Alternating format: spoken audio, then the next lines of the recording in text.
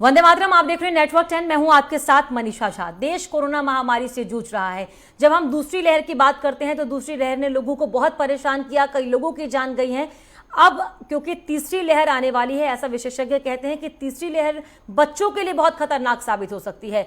बच्चों को कैसे सुरक्षित रखना है, बच्चों की सुरक्षा के लिए सरकार की तरफ से क्या कुछ कदम उठाए जाएंगे, कितनी जागरूक जनता होगी अपने बच्चों को सुरक्षित रखने के लिए, इन तमाम सवालों का जवाब हम लेंगे। बातचीत करने के लिए हमारे साथ उत्तर प्रदेश सरकार में बाल संरक्षण आयोग के अध्यक्ष डॉक्टर विशेष कुमार गुप्ता जी जुड़ गए हैं। डॉक्टर विशेष, बहुत स्वागत आपका नेटवर्क 10 पर। जी, बहुत बहुत धन्यवाद। डॉक्टर विशेष, क्योंकि तीसरी लहर आने वाली है, विशेषज्ञ बताते हैं कि बच्चों के लिए बहुत खतरनाक होगा तीसरा लहर, तो उससे लड़ने के लिए, उससे बचने के लिए क्या कुछ कदम सरकार की तरफ से, बाल संरक्षण आयोग की तरफ से उठाए गए हैं अब तक? जी, धन्यवाद। सबसे पहले मैं ये बता दूं कि उत्तर प्रदेश राज्य बाल अधिकार संरक्षण आयोग का जो कार्य है वो 0 से 18 वर्ष तक के जो किशोर न्याय अधिनियम 2015 से आच्छादित हैं, उन बच्चों की सुरक्षा, संरक्षण और पुनर्वासन का कार्य है। न केवल पुनर्वासन का कार्य है बल्कि इन बच्चों के लिए जो भी योजनाएं शासन और सरकार के द्वारा चलाई जा रही है उनका संज्ञान लेना भी है। जैसा आपने अभी कहा, निश्चित तौर पर यह बात काफी तेजी से उभर कर सतह पर आई है कि जो तीसरी लहर है वो बच्चों के लिए अधिक घातक हो सकती है।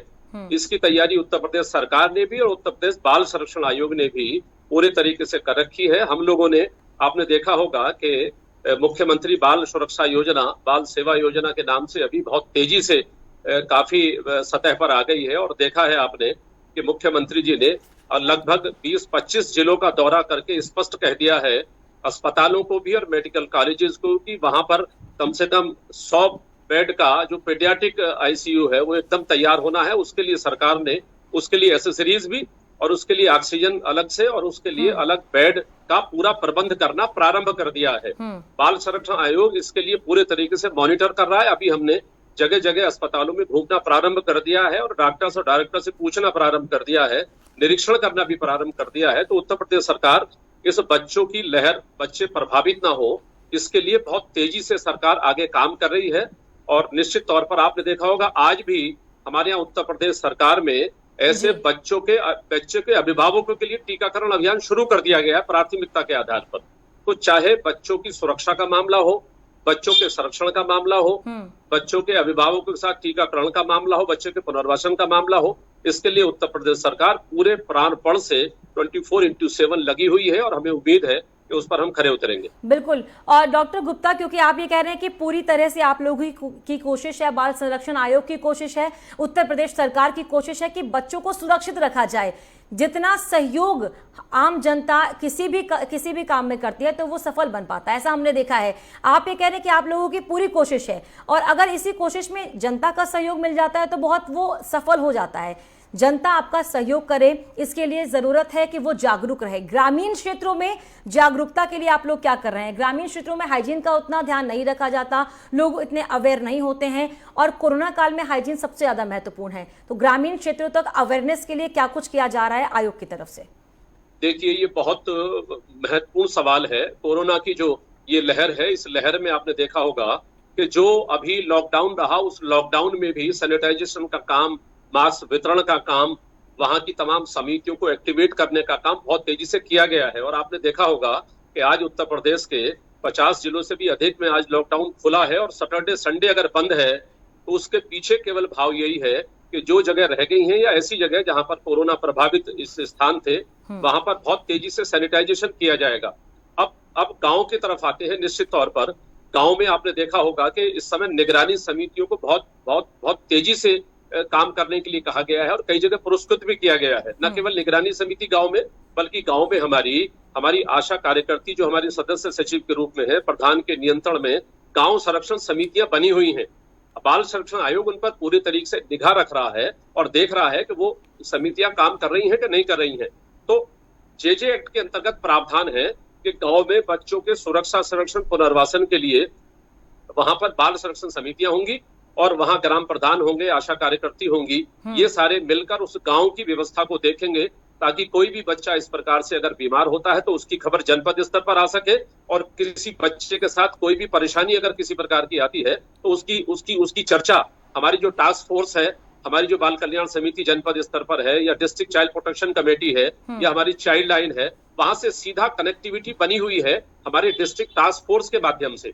तो मुझे उम्मीद है कि गांव में जो बाल संरक्षण समितियां, निगरानी समितियां हैं, वो पूरे तरीके से गांवों पर इस प्रकार की महामारी न फैले, या बच्चे अगर प्रभावित होते हैं तो उसकी जानकारी तुरंत जनपद स्तर पर आ सके, ताकि जिलाधिकारी के नियंत्रण में जो भी टास्क फोर्स है वो उसको देख सके और बच्चों पर इसका प्रभाव न पड़ सके। बिल्कुल। और डॉक्टर गुप्ता, किसी भी योजना को सफल बनाने के लिए, किसी भी काम को सफल बनाने के लिए ग्रामीण क्षेत्र सबसे बड़ी चुनौती होती है, और आप ये कह रहे हैं कि हर स्तर पर आपकी कोशिश है कि लोगों को जागरूक किया जाए। क्या इसके लिए किसी विशेष टीम का गठन भी किया गया है, या फिर जो आप लोग निर्देश देते हैं वो जमीनी स्तर तक लोगों तक पहुंचते हैं कि नहीं? जो सुविधाएं आप लोग देते हैं बच्चों के संरक्षण के लिए, वो लोगों तक पहुंचते हैं या नहीं? इस चीज को मॉनिटर करने के लिए भी क्या कुछ किया जा रहा है? देखिए, बाल अधिकार संरक्षण आयोग का काम संज्ञान में लेना है, मॉनिटर करना है। हम लोग जब उत्तर प्रदेश बाल संरक्षण आयोग में 2018 में जब हमने कार्यभार ग्रहण किया था, तो हमारा काम केवल यही था कि जनपद स्तर पर, बल्कि मंडल स्तर पर जितने भी बाल संरक्षण जुड़े अधिकारी हैं, संस्थाएं हैं, उनके बीच में कन्वर्जेंस करना, उनके बीच में बिलवाना।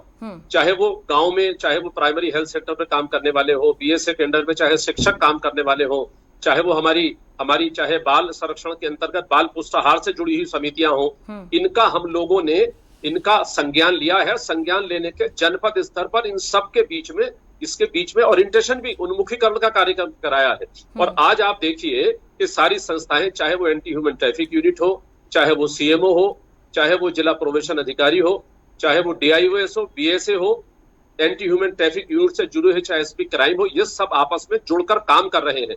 आपने अभी देखा होगा कि उत्तर प्रदेश में अनाथ बच्चों के आइडेंटिफिकेशन का काम किया है, तो जो डिस्ट्रिक्ट टास्क फोर्स है और जिला टास्क फोर्स के अंतर्गत जो भी समितियां, चाहे वो बाल संरक्षण समितियां हैं, चाहे वो चाइल्ड वेलफेयर कमेटी है, चाहे वो निगरानी समिति, ये सब आपस में जुड़कर कार्य कर रही हैं और बाल संरक्षण आयोग उनको मॉनिटर कर रहा है। हमने अभी 27 तारीख को लखनऊ में पूरे जनपद की बैठक करके जाना है हाल, और जगह जगह जनपद में जहां भी इस प्रकार की चीजें हैं, वहां पर हम लोगों ने वहां के प्लान बनाए हैं कि ग्राउंड जीरो की रिपोर्ट हम सरकार को और शासन को देंगे, और बच्चों पर किसी प्रकार की आंच न आने देने के लिए बाल संरक्षण आयोग भी, शासन भी और सरकार भी पूरे तरीके से प्रतिबद्ध है। बिल्कुल। और डॉक्टर गुप्ता, ये आयोग, ये विभाग अपने आप में बहुत सेंसिटिव है, और अपने आप में इसका नाम बाल संरक्षण है, यानी कि बच्चों की सुरक्षा, बच्चों को संरक्षण देना। ऐसे में कोरोना काल में जिन बच्चों के माता या पिता या दोनों की ही मृत्यु हो गई है कोरोना की वजह से, उन बच्चों के लिए क्या कोई विशेष योजना बाल संरक्षण आयोग की तरफ से,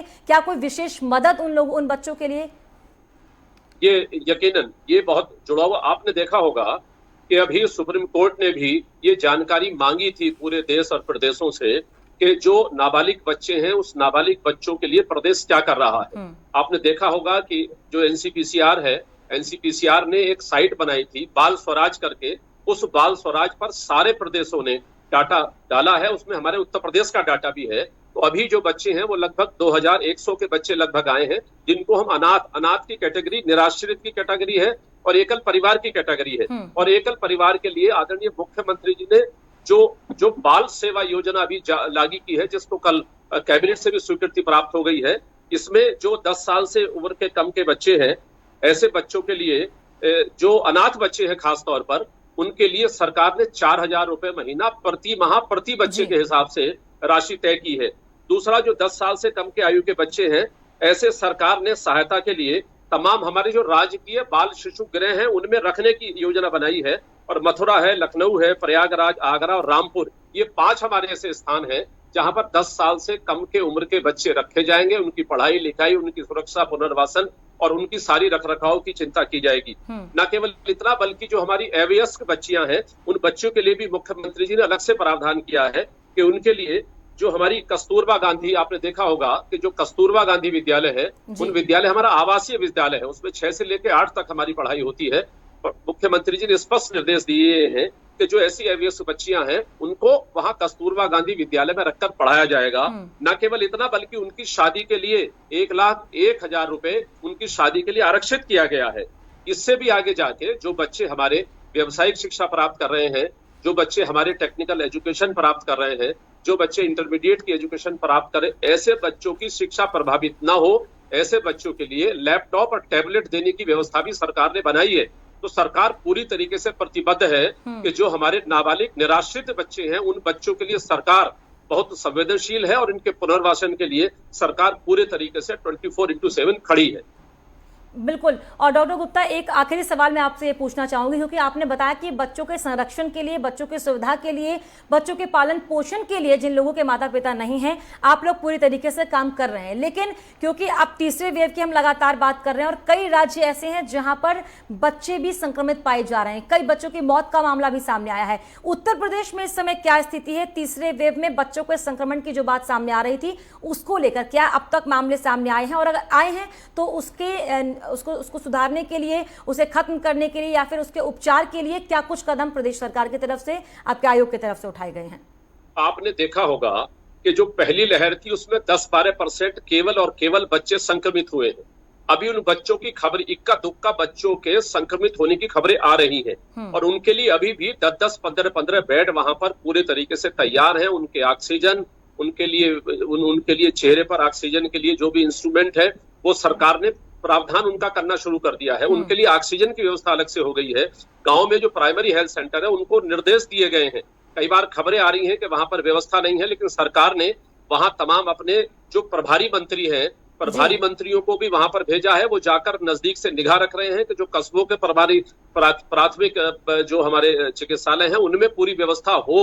वहां पंचायत के लिए जो नए प्रधान आए हैं वो बहुत उत्साही हैं। उन्होंने सफाई के लिए, स्वच्छता के लिए और ऐसे बच्चों के लिए भी उनके अधिकारियों के लिए काम करना प्रारंभ कर दिया है। यानी कि डॉक्टर गुप्ता, तमाम स्तर पर कोशिश आप लोग यही कर रहे हैं कि पहले बच्चों को या बच्चों के माता पिता है, तमाम जो ग्रामीण क्षेत्र में लोग रहते हैं उन्हें अवेयर किया जाए, इस संक्रमण को उन तक पहुंचने ही ना दिया जाए, और अगर संक्रमित हो भी जाते हैं उसके लिए आप लोगों की पूरी तैयारी। डॉक्टर विशेष कुमार गुप्ता, आपका बहुत बहुत शुक्रिया नेटवर्क 10 से बातचीत करने के लिए, समय देने के लिए। तो बाल संरक्षण आयोग के अध्यक्ष डॉक्टर विशेष कुमार गुप्ता हमारे साथ जुड़े थे। उत्तर प्रदेश में क्या स्थिति है इस समय कोरोना को लेकर, बच्चों की सुविधा को लेकर इस समय क्या स्थिति है, और बाल संरक्षण आयोग की तरफ से क्या कुछ कदम उठाए गए हैं, वो जानकारी हम तक पहुंचा रहे थे कि बच्चे संक्रमित ना हो, उसको लेकर प्रदेश सरकार की तरफ से क्या कुछ काम किए जा रहे हैं। और चलिए फिलहाल इस बातचीत में इतना ही। आप देखते रहिए नेटवर्क 10। जय हिंद।